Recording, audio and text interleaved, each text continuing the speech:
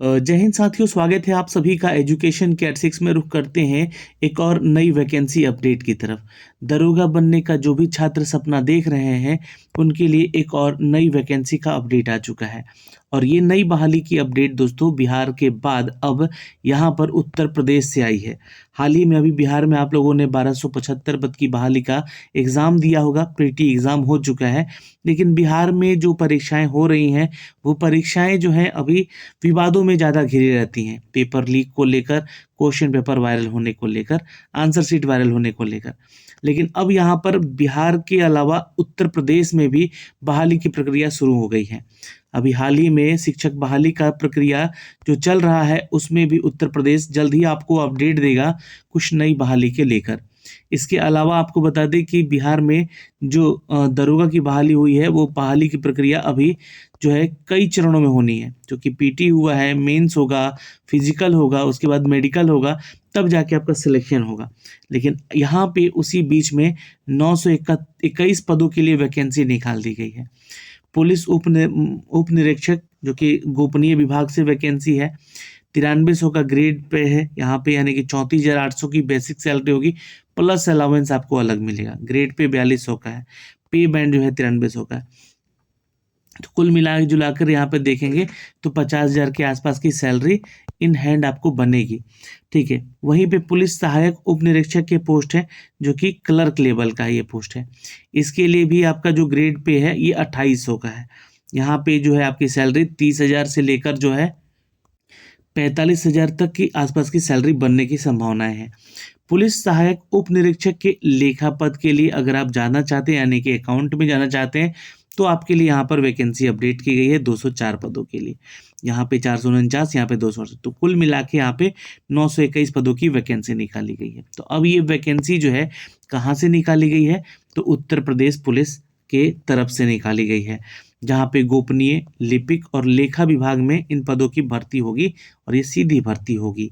दोस्तों इसके लिए आप ऑनलाइन आवेदन कर सकते हैं, लेकिन ये कैटेगरी वाइज जो सीट है ये अपडेट दिया गया है उन छात्रों के लिए जो कि उत्तर प्रदेश से संबंधित है गोपनीय विभाग में। और यहाँ पे देखेंगे तो जो कैटेगरी वाइज आपका सीट रिजर्व है 449 आपको लिपिक के विभाग में, और यहाँ पे लेखा विभाग के लिए जो है वैकेंसी आपको 204 है। लेकिन जितनी भी सीटें आपकी आरक्षण की है, अनारक्षित वर्ग की है, ये सभी जनरल कैटेगरी में सिलेक्ट होंगे। अब यहाँ पे सबसे पहला सवाल तो यही आएगा आप लोग का कि सर हम बिहार से हैं तो क्या हम इसको आवेदन कर सकते हैं? तो बिल्कुल कर सकते हैं आप किसी भी राज्य से। ऑल इंडिया वैकेंसी है। आवेदन करने की जो अपडेट है दोस्तों 7 जनवरी से शुरू हो रहा है आवेदन करने का प्रोसेस, और ये 30 जनवरी तक इसको आप आवेदन कर सकते हैं। और इसके साथ साथ फीस भी सबमिट आप 28 जनवरी तक कर लीजिएगा फाइनली। इस फॉर्म को भरने के लिए दोस्तों आपके लिए 400 रुपये फीस चार्ज लग रहा है। ध्यान रखेंगे राष्ट्रीयता आपकी भारतीय होनी चाहिए, यानी कि आप इंडियन हैं तो आवेदन कर सकते हैं। इसके अलावा अन्य राज्य, अन्य प्रदेशों, अन्य देशों से भी आते हैं तो आप आवेदन कर सकते हैं। यहाँ पे उनके नाम दिए गए हैं, चेक कर सकते हैं यहाँ पे। दोस्तों आगे बढ़ते हैं इन सभी चीज़ों से लेकर। तो शैक्षणिक अर्हता, क्योंकि गोपनीय विभाग में आप पुलिस उप निरीक्षक के पद पे जाएंगे तो कम से कम देखिए, चूंकि ये क्या है कि आपका स्टेनो सब इंस्पेक्टर का पोस्ट होता है। ठीक है, तो यहाँ पे जो असिस्टेंट सब इंस्पेक्टर का पोस्ट होता है, ठीक है, तो यहाँ पे कम से कम आपका जो है स्नातक होना चाहिए, यानी कि ग्रेजुएशन होना चाहिए, या इसके समकक्ष कोई डिग्री किए हैं तो भी चलेगा। लेकिन कम से कम 25 वर्ड प्रति मिनट आपको हिंदी टंकन आना चाहिए, जो कि इनक्रिप्टेड यहाँ पर बोर्ड के ऊपर यूनिकोड पे आपको टाइप करना है। और कम से कम 30 वर्ड पर मिनट गति से अंग्रेजी टाइप टंकन आना चाहिए, ये कंप्यूटर पे चेक होगा। फिर 80 वर्ड प्रति मिनट गति से हिंदी आशुलिपि का चेक होगा, क्योंकि ये यहाँ पे जो एएसआई का पोस्ट है ये स्टेनो से भी संबंधित है। ठीक है, तो ये ध्यान रखिएगा। तो स्टेनो टेस्ट भी होगा, हिंदी में होगा। अब जो तो चौथा अपडेट है कि भारतीय राष्ट्रीय इलेक्ट्रॉनिक्स और सूचना प्रौद्योगिकी संस्थान नीलेट के से कंप्यूटर में ओ लेवल की परीक्षा उत्तीर्ण करना अथवा सरकार के द्वारा उसके समकक्ष मान्यता प्राप्त कोई भी अर्हता धारित करना आवश्यक है।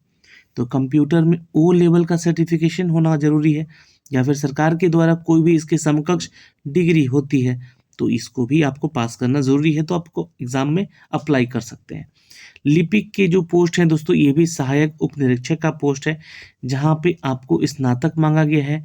हिंदी और अंग्रेजी का टाइपिंग 25 और 30 वर्ड पर मिनट का होना चाहिए। फिर उसके बाद दोस्तों यहाँ पे स्टेनो नहीं है।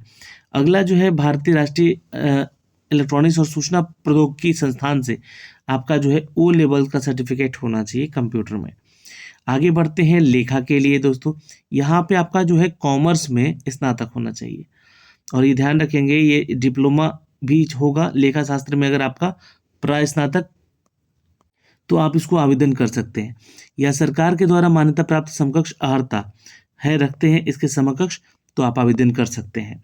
यहाँ पे भी आपका 15 शब्द का प्रति मिनट का टाइपिंग हिंदी में और जो है चाहिए यहाँ पे, और ओ लेवल का सर्टिफिकेशन होना चाहिए आपके पास कंप्यूटर में, जो कि ड्यूक सोसाइटी आपको देती है, नीलेट सोसाइटी भी देती है, ध्यान में रखेंगे। तो ये जानकारी है यहाँ पर आपके सर्टिफिकेशन को लेकर, यानी कि जो भी सर्टिफिकेट लगेंगे उसकी जानकारी हमने आपको दे दी है। तो इसके लिए अगर आप आवेदन करना चाहते हैं तो आवेदन ज़रूर कीजिएगा। और देखिएगा यहाँ पे जो है कुछ अर्हताएँ हैं, ये प्रेफरेंस उनको मिलेगा अगर आपके पास जो है ड्यूक या नीलेट का जो सोसाइटी से उच्च प्रमाणीकरण या फिर सरकार के द्वारा मान्यता प्राप्त द्वारा कंप्यूटर एप्लीकेशन प्रौद्योगिकी में स्नातक किए हो तो आपको प्रेफरेंस मिलेगा। विश्वविद्यालय से अनुदान आयोग से मान्यता प्राप्त किसी संस्थान से आपने अगर विधि में स्नातक किया है तो आपको प्रेफरेंस मिलेगा। प्रादेशिक सेना में कम से कम 2 साल बिताए हैं तो प्रेफरेंस मिलेगा। एनसीसी में आपके पास 20 सर्टिफिकेशन है तो आपको यहाँ से मिलेगा, जी हाँ, प्रेफरेंस। एज की बात कर लेते हैं दोस्तों, तो 21 साल जो है पूर्ण कर लिया होना चाहिए, ये कम से कम मिनिमम एज है, और मैक्सिमम एज आपका 28 साल है। याद रखेंगे जो भी छात्र हैं इन बिटवीन होने चाहिए, 1 जुलाई 1995 से 1 जुलाई 2002 के बीच का आपका जन्म होना चाहिए, उससे ना तो पहले 95 से और ना ही 2007 के बाद का होना चाहिए। तो यहाँ से आप आवेदन कर सकते हैं। और यहाँ वैवाहिक कुछ परिस्थितियाँ दी गई हैं, इसको भी पढ़ लीजिएगा आप लोग, है ना, जैसे एक से ज़्यादा शादी नहीं होनी चाहिए। अब यहाँ पे नीचे आते हैं दोस्तों, तो भर्ती की प्रक्रियाओं पे आ जाते हैं। अब यहाँ पे देखिएगा तो यह चयन जो है उत्तर प्रदेश पुलिस लिपिक और गोपनीय सहायक संवर्ग के सेवा नियमावली 2015 के अधीन किया जाएगा, यानी कि 2015 का नियम लगेगा, और यहाँ पे इसके ऑफिशियल वेबसाइट से जाके आप इसको आवेदन कर सकते हैं। अब देखिएगा यहाँ पर दोस्तों जो आपका ऑनलाइन लिखित परीक्षा होगी, यहाँ पे 400 अंकों की ये परीक्षा होगी ऑनलाइन, और सम्मिलित होने के लिए जो है परीक्षाएं ली जाएंगी। कुल 200 प्रश्न होंगे यहाँ पे, हर क्वेश्चन 2-2 नंबर का है, 2.5 घंटे का परीक्षा है। इस लिखित परीक्षा में निम्नलिखित 4 विषयों का एक वस्तुनिष्ठ प्रकार का प्रश्न होगा, यानी कि 4 ऑप्शन वाले हम क्वेश्चन आंसर पूछे जाएंगे। बिल्कुल यहाँ पे कम सिंधी जो है हिंदी और कंप्यूटर का ज्ञान से संबंधित 100 अंक के क्वेश्चन पूछे जाएंगे। सामान्य जानकारी और सामान्य सामयिक विषय करंट अफेयर से 100 अंक के क्वेश्चन पूछे जाएंगे। संख्यात्मक और मानसिक योग्यता परीक्षा, यानी कि रीजनिंग से संबंधित 100 अंक से पूछे जाएंगे। और मानसिक रूप अभिरुचि, यानी देखिए ये जो है आपका मैथ से संबंधित है, 100, और ये 100 नंबर आपका रीजनिंग से संबंधित है, तार्किक परीक्षा जो है। तो यहाँ पे कुल 400 अंकों का ये परीक्षा होगा। यहाँ पे लिखित परीक्षा में 35% मार्क्स, यानी कि कुल 40% मार्क्स अंक प्राप्त करने में विफल रहे तो आपकी अभ्यर्थता यहाँ पे रद्द कर दी जाएगी, ध्यान रखिएगा।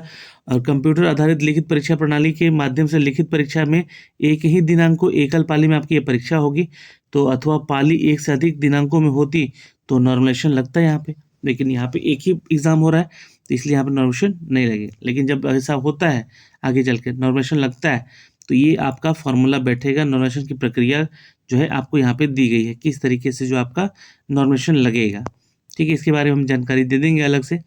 तो ये इसके सूत्र है, जिस सूत्र पे आपको बिठाकर यहाँ पे जो है ये नॉर्मलाइजेशन आपके किए जाएंगे।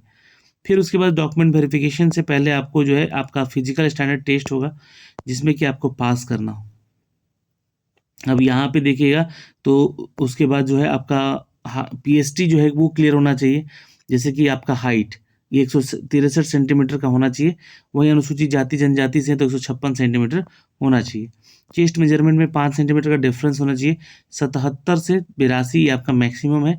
और एज क्राइटेरिया की बात करें दोस्तों यहाँ पे तो 5 साल का छूट जो है लेना अनिवार्य है। महिला अभ्यर्थी को न्यूनतम शारीरिक मान्यता निम्नवत है, जैसे कि अगर आप महिला हैं तो 150 सेंटीमीटर, और अनुसूचित जाति जनजाति से महिला है तो 145 सेंटीमीटर ये आपका हाइट है। 40 किलो का वेट होना चाहिए। तो ये आपका जो है ज्ञान का है, यहाँ पर आपका हाइट वाइट को लेकर है और कंप्यूटर का नॉलेज हो, इसकी भी जानकारी हमने आपको दे दी है। और चयन की तथा अंतिम योग्यता सूची जो है आपके इसके बाद ही तय की करके बनाई जाएगी और इसके बाद आपका सिलेक्शन यहाँ से फाइनली हो जाएगा। फिर उसके बाद मेडिकल होगा, आपका सर्टिफिकेट वगैरह जाँच होगा और आपका सिलेक्शन कर दिया जाएगा। तो ये सारी चीज़ें हैं दोस्तों जो कि हमने आपको बताई है इस वीडियो के माध्यम से। लेकिन अगर आप इसकी परीक्षा की तैयारी में लगना चाहते हैं तो आप जल्दी से लग जाइए, हमारे एजुकेशन की 86 के एप्लीकेशन को डाउनलोड कर लीजिएगा। लिंक हमने डिस्क्रिप्शन में दे रखा है, तो ये काम आप ज़रूर कर लीजिएगा और अपना टेस्ट लगाना शुरू कर दीजिएगा। फिलहाल इस वीडियो में इतना ही। जय हिंद। इसी में आप जो है नीचे आएंगे तो थोड़ा देखिएगा, तो ये आपका सिलेबस भी दिया गया है ना, ये सिलेबस दिए गए हैं आपके। तो ये सारे सिलेबस को पढ़ना है और इसी से पढ़कर जो है आपको एग्ज़ाम भी देने हैं। ठीक है, तो ये सारी सिलेबस है। इस सिलेबस के बारे में भी हम आपको एक अलग वीडियो बना के देंगे जो कि आपके एग्ज़ाम से संबंधित होगा। ठीक है, चलिए तो इस वीडियो में इतना ही। धन्यवाद।